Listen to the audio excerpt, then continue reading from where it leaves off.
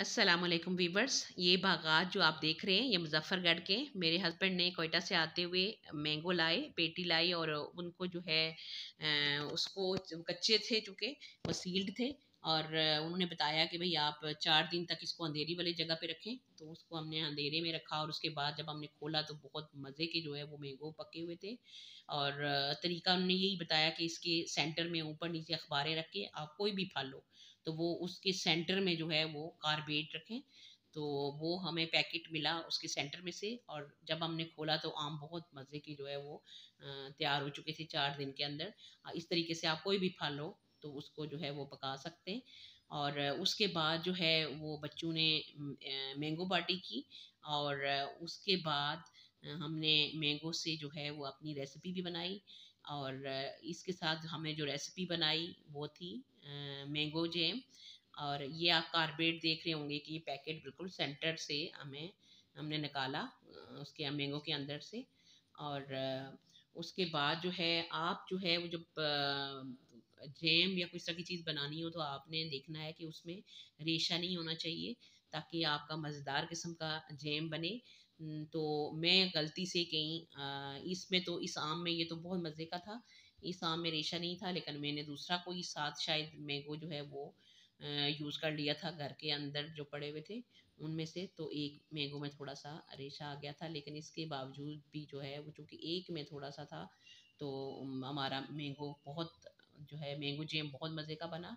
और मैंगो को काट के आज नीलम्स किचन में बन रहा है जैम, मैंगो जैम। और 3 जो है मैंगो के हम बना रहे हैं जैम और 2 का हमने छिलके उतार लिए हुए हैं और तीसरे का हम उतार रहे हैं। इस तरीके से बारीक जो है वो आपने छिलका उतारना है इनका।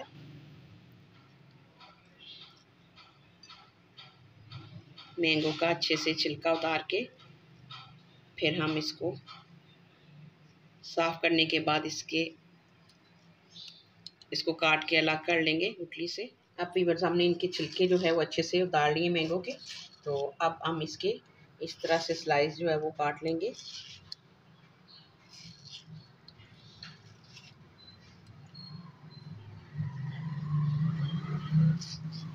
और सारे मैंगो के जो है वो अलग करके स्लाइस।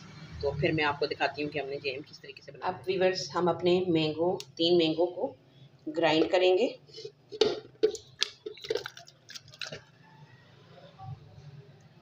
ग्राइंडर में डाल लिया हमने इनको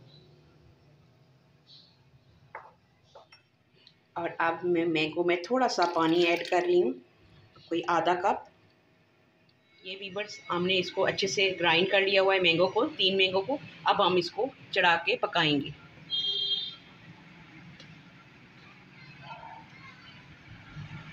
ये हमने सारा जो है वो डालना है, अच्छे से निकालना है इससे।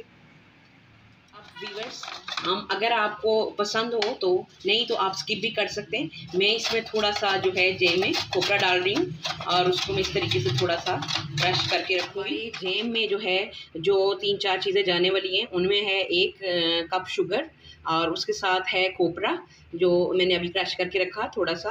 अगर आप चाहें आपको पसंद हो तो फिर आप इसको शामिल करें वरना इसको स्किप कर सकते हैं। और जेलेटिन पाउडर का मैं इस्तेमाल नहीं कर रही, लीमू का कर रही हूँ। और मैं 2 लीमू डाल रही हूँ, जूस 2 लीमू का।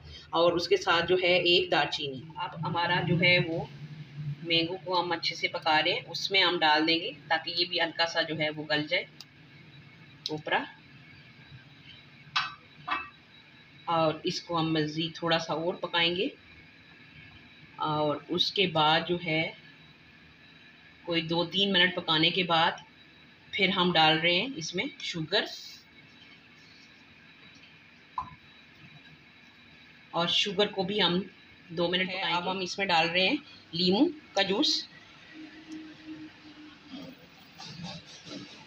ताकि ये हमारे जैम को मज़ीद जो है वो अच्छा बनाए। और थोड़ा टाइम आप जितने भी टाइम के लिए चाहें आप फ्रिज में रख के इसको इस्तेमाल कर सकते हैं या 1 दिन के लिए बनाएं आप 1 मैंगो का। तो जो जितना टाइम के लिए आपको चाहिए हो उतने टाइम के लिए आप बना के इसको फ्रिज में रख सकते हैं और इस्तेमाल कर सकते हैं। अब हम अपनी दालचीनी डाल रहे हैं और इसको हम 5 मिनट तक पकाएंगे और फिर हमारा जो है वो जैम तैयार हो जाएगा। हमारा जैम जो है वो बिल्कुल रेडी है अगर आप थोड़ा इसका चाहते हैं कि डार्क कलर हो तो इसमें आप रेड कलर इस्तेमाल कर सकते हैं, लेकिन ये एक नेचुरल कलर में बहुत ही मज़े का बना है जैम। और उसमें आपने इस चीज़ की कोशिश करनी है कि आपका जो मैंगो हो उसमें रेशे नहीं होने चाहिए। मेरे में एक में हल्के से थे, तो वो जब मुंह में आते हैं तो फिर अच्छा नहीं लगता। लिहाजा आपने रेशे वाला मैंगो नहीं लेना, कोशिश करनी है कि दूसरा हो। और उसके साथ बहुत ही मज़े का आप अपने घर के अंदर 10-15 मिनट में बहुत ही मज़े का जैम बना सकते हैं। ये देखें हमारा कितना मज़े का जैम तैयार हुआ है। ये वीवर्स आप देख सकते हैं कि हमारा कितना मज़ेदार जो है वो जैम तैयार हुआ है। और इसको आप अभी ये बिल्कुल गर्म है और आप इसको फ्रीज में रखें, थोड़ा नॉर्मल टेम्परेचर पे आ जाए तो आप इसको जिस तरह दिल चाहे ब्रेड पे या जैसे भी बचे खाना पसंद करें। बहुत ही मज़े का बना है। इस रेसिपी को वीवर्स आप ज़रूर ट्राई कीजिएगा। अपनी फ्रेश बनाई हुई रेसिपी की बात ही कुछ और होती है। और अपना और अपने प्यारों का बहुत सारा ख्याल रखिएगा और हमें भी अपनी दवाओं में याद रखिएगा। इंशाल्लाह मिलते हैं एक नई रेसिपी के साथ, तब तक के लिए अल्लाह हाफिज़।